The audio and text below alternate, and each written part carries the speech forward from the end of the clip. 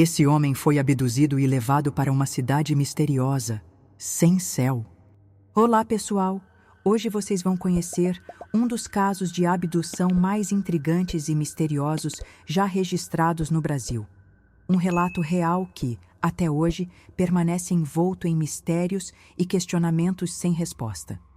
Tudo começou na madrugada do dia 10 de julho do ano de 1977, na região de Pacas, um pequeno povoado localizado a cerca de 5 quilômetros da cidade de Pinheiro, no interior do estado do Maranhão. O protagonista dessa história é José Benedito Boja, um agricultor simples, muito conhecido na comunidade por sua vida pacata e por sua dedicação diária ao trabalho no campo. Naquela noite, ele acordou pouco depois da 1 da manhã, com a intenção de caminhar até o ponto onde pegaria um ônibus em direção à cidade de São Luís do Maranhão. Uma viagem longa que exigia que ele saísse de casa ainda de madrugada para não perder o transporte. O trajeto percorrido por José era uma estrada de terra batida, estreita, praticamente sem iluminação e ladeada por uma vegetação densa e fechada. Aquele caminho, tão familiar, era silencioso, solitário e raramente apresentava qualquer movimento, principalmente naquele horário. No entanto, havia um detalhe crucial que tornava sua caminhada ainda mais desafiadora. José era completamente surdo. Essa condição surgiu após uma cirurgia no nariz realizada anos antes, que também afetou gravemente sua visão, obrigando-o a utilizar óculos de grau muito elevado. Naquela madrugada, ele segurava em uma das mãos uma pequena lanterna, que servia como sua única fonte de luz para atravessar a escuridão da estrada. Tudo parecia transcorrer normalmente, dentro do habitual, até que um fenômeno absolutamente inesperado mudou completamente o rumo daquela noite.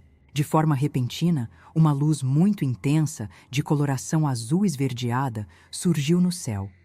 Aquela luminosidade parecia não ter uma origem definida, como se simplesmente tivesse se materializado no ar, e imediatamente chamou a atenção de José, que ficou imóvel por alguns instantes, tentando entender o que estava presenciando. O silêncio absoluto da madrugada contrastava com o brilho intenso daquela luz que parecia pulsar, emitindo uma energia estranha, difícil de descrever. Nos segundos que se seguiram, José percebeu que aquela luz não estava estática. Ela começou a se mover, seguindo seus passos, mantendo uma distância de aproximadamente 200 metros.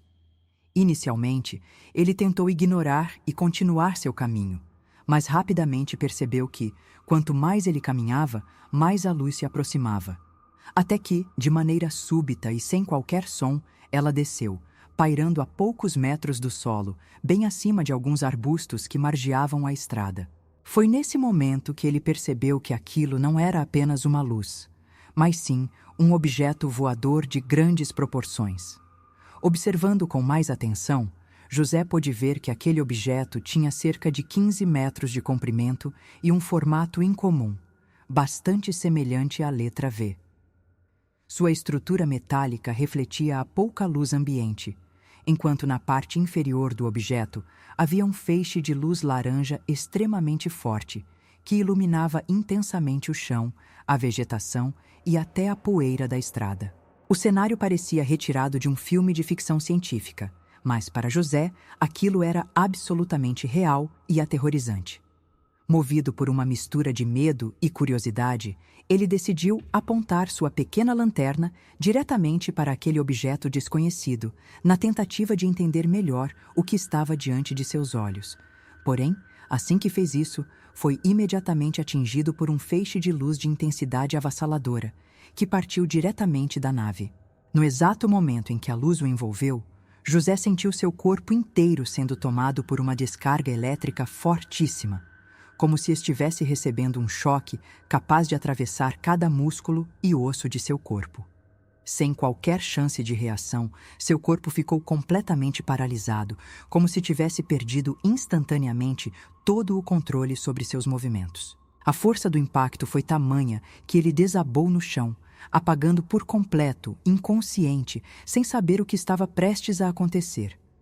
A escuridão tomou conta de sua mente, e o mundo, como ele conhecia, deixou de existir naquele instante.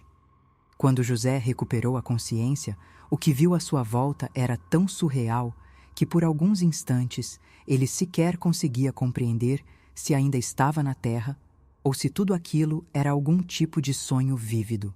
Ele se encontrava em um lugar completamente diferente, uma espécie de cidade estranha, absolutamente desconhecida, que não se parecia em nada com qualquer outro local que ele já tivesse visitado. Mas o detalhe mais perturbador era o que havia, ou melhor, o que não havia, acima de sua cabeça. Ao olhar para cima, José percebeu, com uma mistura de espanto e terror, que naquele lugar simplesmente não existia céu. Não havia sol, nem lua, nem estrelas, nem qualquer vestígio de atmosfera, nuvens ou horizonte. O que se via era um imenso vazio escuro, uma espécie de abismo sem fim, como se o teto do universo tivesse sido apagado, deixando apenas uma camada negra, infinita e opressora, que desafiava completamente qualquer conceito de espaço ou realidade conhecido por ele. Ao observar ao redor, percebeu que a cidade onde estava era extremamente limpa, organizada e, ao mesmo tempo, assustadoramente simétrica. Avenidas largas, perfeitamente pavimentadas, se estendiam por todos os lados, ladeadas por jardins impecáveis, onde cresciam plantas exóticas, de cores vibrantes e formatos que ele jamais havia visto. Tudo parecia cuidadosamente planejado, como se cada elemento daquele ambiente tivesse sido projetado com um rigor quase matemático. Outro aspecto que imediatamente chamou sua atenção foi a aparência dos habitantes daquela cidade. As pessoas que caminhavam tranquilamente pelas ruas possuíam características físicas muito peculiares e homogêneas. Todos tinham estatura baixa, aproximadamente 1,20 m de altura, corpos magros, pele extremamente clara, quase pálida, cabelos loiros, lisos e bem alinhados. Seus olhos eram de um azul profundo, quase brilhante, embora alguns apresentassem olhos de tom castanho claro. Suas roupas seguiam um padrão igualmente peculiar. As mulheres trajavam vestidos longos, predominantemente nas cores cinza, marrom e azul claro, enquanto os homens utilizavam túnicas acompanhadas de calças nos mesmos tons neutros. No entanto, havia algo ainda mais desconcertante.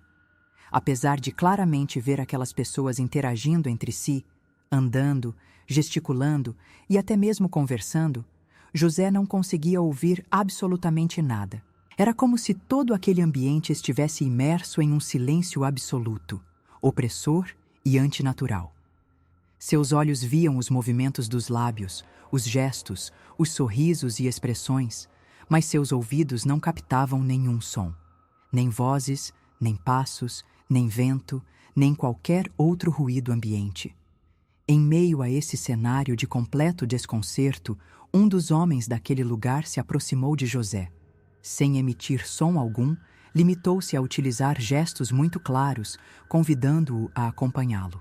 Mesmo sem entender completamente o que estava acontecendo, José decidiu seguir aquele homem, guiado mais pelo instinto de sobrevivência do que por qualquer outra coisa.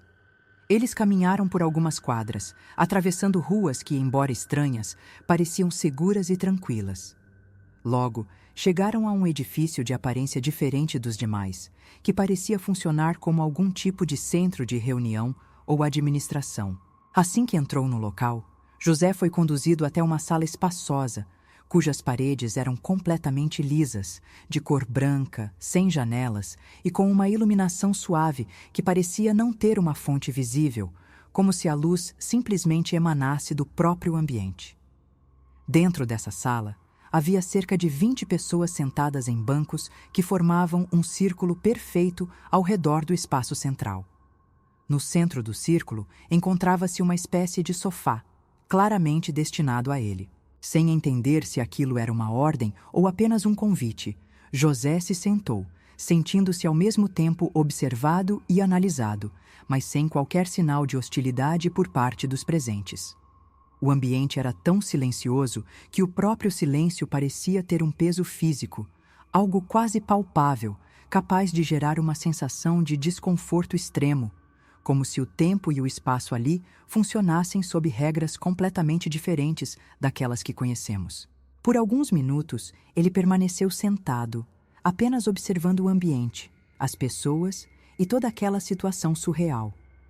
Não houve nenhum tipo de interação direta, nenhum som, nenhuma comunicação verbal. Depois de algum tempo, o mesmo homem que o havia conduzido até aquele lugar fez novamente um gesto, desta vez sinalizando que ele poderia se levantar e sair. A partir desse momento, José começou a caminhar livremente pelas ruas daquela cidade estranha, embora estivesse constantemente sendo acompanhado, à distância, pelo mesmo homem, que parecia estar ali para garantir que ele não se perdesse ou fizesse algo fora dos limites permitidos. À medida que José caminhava por aquela cidade enigmática, percebia mais detalhes que desafiavam completamente sua compreensão sobre o mundo. Apesar do cenário ser extremamente bem cuidado e organizado, não existia nenhum sinal de tecnologia visível como conhecemos na Terra. Não havia postes de luz, fios elétricos, placas, nem qualquer tipo de sinalização convencional. Mesmo assim, tudo parecia funcionar perfeitamente, como se a própria estrutura do ambiente fosse autossuficiente e operasse de forma totalmente silenciosa e eficiente. Enquanto observava os prédios, notou que todos tinham exatamente a mesma altura, o mesmo formato e as mesmas cores neutras, reforçando a ideia de que ali tudo seguia um padrão rigoroso, quase obsessivo. O que mais o intrigava era perceber como as pessoas interagiam entre si, utilizando basicamente gestos, olhares e expressões faciais muito sutis. Era como se uma comunicação telepática estivesse acontecendo, embora ele próprio não conseguisse captar absolutamente nada além do silêncio. A temperatura do local também lhe chamava muita atenção. Não havia sensação de calor nem de frio. O ar era constantemente fresco, agradável, como se existisse um sistema climático artificial que mantivesse a temperatura e a umidade em níveis perfeitos. Esse detalhe fazia José se perguntar se, de fato, ainda estava em algum lugar do planeta Terra ou se havia sido levado para uma dimensão completamente diferente. Enquanto seguia caminhando, sempre sob o olhar atento de seu acompanhante, algo inusitado cruzou seu campo de visão. Ele percebeu veículos se deslocando pelas ruas que, à primeira vista, lembravam bastante os tradicionais Fuscas utilizados no Brasil naquela época. No entanto, ao se aproximar, notou diferenças muito claras. Esses veículos não possuíam volantes, marchas ou pedais. Todo o controle era feito através de um painel repleto de botões coloridos e símbolos desconhecidos. O mais impressionante era o funcionamento. Os veículos deslizavam sobre o chão sem fazer qualquer tipo de ruído, vibração ou emissão de fumaça, movendo-se de forma tão suave e precisa que pareciam flutuar levemente, mesmo estando em contato com o solo. Dentro de cada um desses veículos, José notou que sempre havia duas pessoas. Uma operava o painel de botões, enquanto a outra parecia apenas acompanhar, como se fosse passageira. Mesmo sem entender como aquela tecnologia funcionava, ele percebia que o trânsito naquela cidade seguia uma lógica perfeita, sem qualquer tipo de sinalização visível, sem semáforos ou faixas, mas com uma organização impecável, onde tudo fluía de maneira natural, harmônica e silenciosa. Aquilo reforçava ainda mais a sensação de estar em um lugar completamente alheio às leis da física e da sociedade humana. Conforme continuava explorando, seus olhos foram atraídos por uma área que parecia ser uma espécie de aeroporto, embora com características completamente diferentes dos aeroportos terrestres. Tratava-se de um pátio gigantesco, com um piso metálico reluzente, onde estavam pousados, pelo menos, 20 objetos voadores. Todos esses objetos tinham o clássico formato de disco voador, perfeitamente circulares, com uma superfície brilhante e sem qualquer tipo de janela visível. Estavam dispostos de maneira absolutamente alinhada, como se alguém tivesse utilizado instrumentos de precisão milimétrica para posicioná-los no solo. Curiosamente, nenhum daqueles objetos possuía o formato em V da nave que o havia capturado. Todos seguiam exatamente o mesmo modelo discoide, o que fez José imaginar que talvez existissem diferentes tipos de veículos para diferentes finalidades dentro daquele lugar. O silêncio era absoluto, e não havia qualquer sinal de movimento, como se todas aquelas naves estivessem desligadas ou em estado de espera. Mesmo assim, ele percebia uma energia estranha no ar, uma espécie de vibração sutil, quase imperceptível, que parecia emanar do próprio solo ou dos objetos ao redor. Enquanto olhava atentamente para aquele pátio de naves, José começou a refletir sobre tudo o que estava vivendo. A ausência de céu, o silêncio absoluto, a arquitetura padronizada, as pessoas de aparência tão semelhante e os veículos que desafiavam sua compreensão. Tudo aquilo lhe parecia fazer parte de um sistema extremamente organizado, quase como se fosse uma sociedade utópica, mas ao mesmo tempo profundamente desconcertante. Não havia sinais de pobreza, sujeira, violência ou qualquer tipo de desordem. Mas, paradoxalmente, também não havia vida como ele conhecia. Risadas, sons, cheiros, animais ou crianças. Foi nesse momento que seu acompanhante, que o seguia desde o início, fez um novo gesto. Dessa vez, indicava claramente que José deveria se dirigir até um dos veículos estacionados nas proximidades. Sem ter outra opção, ele entrou no carro, que por dentro parecia ainda mais simples do que imaginava. Não havia bancos convencionais, apenas assentos que pareciam flutuar levemente, feitos de um material que lembrava uma mistura de metal com algo orgânico, extremamente confortável ao toque. O painel, iluminado por luzes suaves, exibia símbolos que José não conseguia decifrar, mas que pareciam extremamente familiares para os operadores daquele local. Assim que se acomodou, percebeu que sua visão começou, gradualmente, a escurecer. Primeiro, uma névoa negra tomou conta das extremidades de seu campo visual. Em seguida, essa escuridão foi se intensificando até que, num piscar de olhos, tudo se apagou completamente. Era como se seu cérebro tivesse sido desligado, como se alguma força externa tivesse o colocado em um estado de inconsciência absoluta, sem qualquer tipo de transição ou aviso. Não havia sono nem desmaio. Apenas um apagamento súbito e completo de todos os sentidos. Quando voltou a si, a sensação foi de total desorientação. O cheiro de maresia e o som distante de embarcações lhe indicaram, imediatamente, que não estava mais naquele lugar misterioso. Ao abrir os olhos, percebeu que estava em pé, completamente sozinho, em uma área conhecida da vida real, próximo ao porto marítimo de águas profundas do Itaqui, localizado a aproximadamente 13 quilômetros da cidade de São Luís do Maranhão. O relógio marcava cerca de 8h30 da manhã, e José não fazia a menor ideia de como havia ido parar ali, muito menos do que exatamente havia acontecido nas horas anteriores. O mais impressionante é que ele estava, naquele momento, a mais de 114 quilômetros de distância do local onde havia sido abduzido, sem possuir qualquer memória consciente de como percorreu essa distância. Atordoado, confuso e fisicamente esgotado, ele decidiu caminhar até a rodoviária mais próxima, onde, depois de muito esforço e auxílio de algumas pessoas, conseguiu uma carona com um caminhoneiro que o levou até o terminal de ônibus. Durante todo esse trajeto, percebeu que algo extremamente estranho estava acontecendo com seu corpo. Ele começou a enxergar as cores de forma absurdamente mais intensa, como se o mundo tivesse ganhado uma saturação de cores jamais vista antes. Tudo parecia mais vivo, mais vibrante, mais pulsante. Além disso, sua visão, que até então era extremamente debilitada, parecia ter sido restaurada. Pela primeira vez em muitos anos, José não precisava mais usar seus óculos de grau elevado.